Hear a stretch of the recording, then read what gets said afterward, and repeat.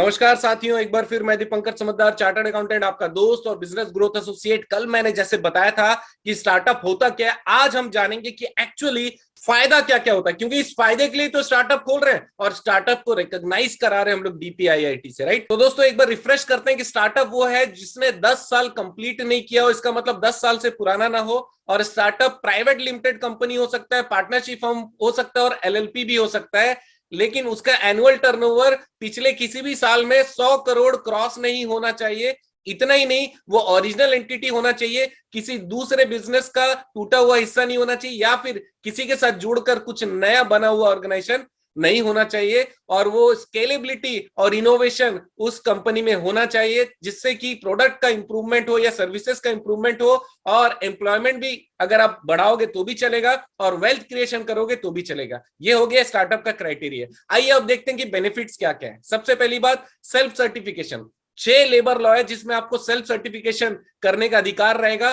3 environmental laws हैं जिसमें आपको सेल्फ सर्टिफिकेशन का अधिकार मिलेगा। कौन कौन से मैं बताने वाला हूं। इतना ही नहीं, आईपीआर प्रोटेक्शन, मतलब आपको ट्रेडमार्क कराना हो चाहे पेटेंट कराना हो, उसमें सबसे बड़ा खर्चा रहता है कंसल्टेंसी का खर्चा, सही फाइलिंग होने का खर्चा।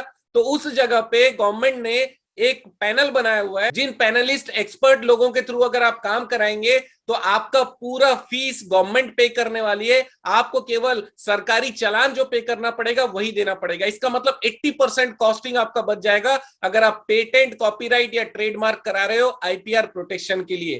टैक्स एग्जम्पशन आपको मिलेगा, टैक्स का छूट मिलने वाला है। ये आपको स्टार्टअप चालू होने के 7 साल के अंदर में कोई भी 3 साल आपको 100% टैक्स की छूट मिल जाएगी। और ये अप टू 2022 नहीं है, मैंने पिछले वीडियो में भी बताया, एक साल आगे बढ़ चुका है। अब ये 2023 तक अगर आपने स्टार्टअप रजिस्टर्ड किया तो भी आपको आने वाले 7 सालों में कोई भी 3 साल 100% टैक्स की छूट मिलेगी।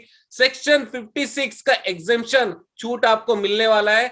इतना ही नहीं, 90 डेज के अंदर आपका कंपनी वाइंड अप हो सकता है। देखिए, कंपनी को बंद करना बहुत आसान नहीं है, उसमें बहुत टाइम भी लगता है और बहुत सारा क्वेरीज रहता है, लेकिन स्टार्टअप को ग्रीन चैनल मिला हुआ है। 90 डेज के अंदर आप क्या कर सकते हो, अगर आपको कंपनी बंद करना है आसानी से हो जाएगा, कोई ज्यादा क्वेश्चन नहीं पूछा जाएगा। इजियर पब्लिक प्रोक्यूरमेंट, इसका मतलब जब भी हम लोग किसी गवर्नमेंट टेंडर के थ्रू अगर कुछ माल खरीदना हो, रॉ मटेरियल खरीदना हो या कुछ भी परचेस करना हो, तो वहां पर परचेजर का भी बहुत सारा क्राइटेरिया रहता है कि कौन कौन सा क्राइटेरिया, कितना टर्नओवर होगा, कितना क्या होगा, तब जाकर आप माल खरीद सकते हो। लेकिन स्टार्टअप इंडिया में अगर आप रिकॉग्नाइज्ड हो तो कोई भी क्राइटेरिया फॉलो करने की जरूरत नहीं है, आपको डायरेक्ट सुविधा मिलेगी, आपको ग्रीन चैनल यहां भी मिलेगा, आराम से आप अपनी खरीदारी कर सकते हो, कुछ नहीं पूछा जाएगा। अब जो लेबर और एनवायरमेंटल लॉज है जिसमें सेल्फ सर्टिफिकेशन का राइट्स है, वो कौन कौन से हैं, मैं आपको उससे पहले बता दूं कि जो भी लेबर और एनवायरमेंटल लॉ के बेनिफिट्स हैं, उस पीरियड में आपको 5 साल तक कोई इंस्पेक्शन होगा ही नहीं, आपके पास कोई नहीं आने वाला।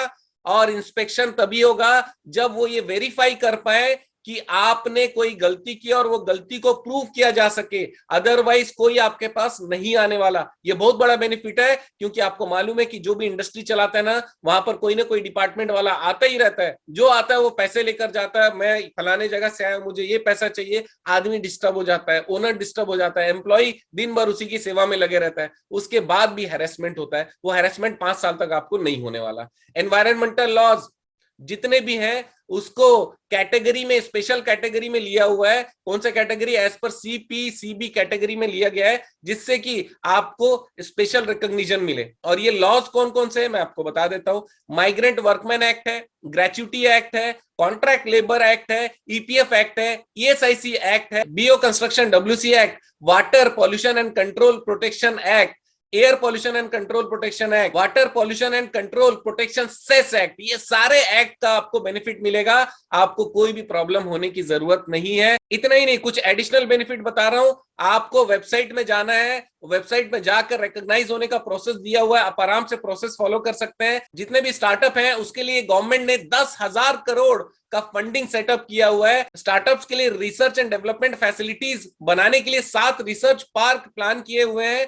कंप्लायंस प्रोसेस बहुत इजी कर दिया गया है, बहुत आसान कर दिया गया है, जिससे आपका समय और पैसा बहुत आसानी से बचता है। इन्वेस्टर्स का बेनिफिट है क्यों? क्योंकि यहां पर उनके पास ये चॉइस दिया गया गवर्नमेंट के द्वारा कि आपका जो वेंचर कैपिटलिस्ट है या जो इन्वेस्टर है वो कौन होगा, आप चूज करिए कि आप किन से इन्वेस्ट कराना चाहते हैं, ये तक आपको ऑप्शन दिया गया है।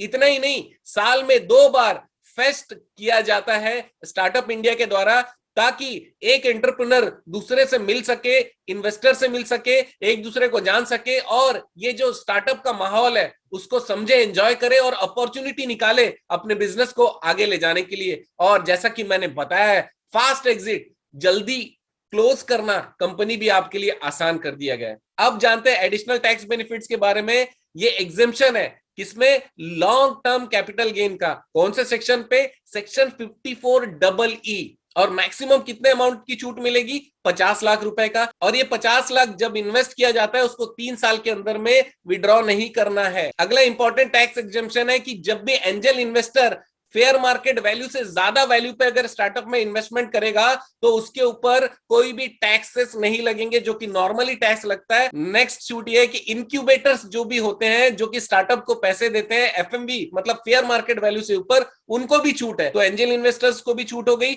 इनक्यूबेटर्स को भी छूट हो गई। इसके बाद है सेक्शन 54GB का एग्जेम्पशन। ये सेक्शन 54GB में क्या होता है? कोई भी इंडिविजुअल या एचयूएफ जो लॉन्ग टर्म कैपिटल गेन जिनका हुआ होगा, किस चीज से? रेसिडेंशियल हाउस प्रॉपर्टी अगर उन्होंने सेल किया और उससे लॉन्ग टर्म कैपिटल गेन हुआ तो वो किसी भी स्टार्टअप में पैसा इन्वेस्ट कर सकता है। इन्वेस्ट जो करेगा वो क्यों देगा? इसलिए ताकि वो कुछ खरीदे, स्टार्टअप को कुछ खरीदने के लिए देगा, चाहे वो इक्विपमेंट खरीदने के लिए दे, चाहे कोई प्रोडक्ट खरीदने के लिए दे, कोई आइटम खरीदने के लिए दे, वो दे सकता है। उसको 54GB का छूट मिलेगा। एक ही कंडीशन है कि स्टार्टअप को जिस चीज के लिए वो पैसा मिला था और उसने वो खरीदा, वो 5 साल तक वो बेचेगा नहीं। 54GB का बहुत अच्छा एग्जेम्पशन है। एक और इंपॉर्टेंट चीज बता दूं, सेट ऑफ और carry forward of losses allowed रहेंगे, हमेशा आगे ले जा सकते हो आप लॉसेस को। और ये इसमें एक ही क्राइटेरिया ध्यान रखना है कि जो शेयर होल्डर है 51% इंटैक्ट रहने चाहिए, उसके ऊपर के चेंज होंगे तो चलेगा। तो आपके कॉन्फिडेंस के लिए कुछ इंपॉर्टेंट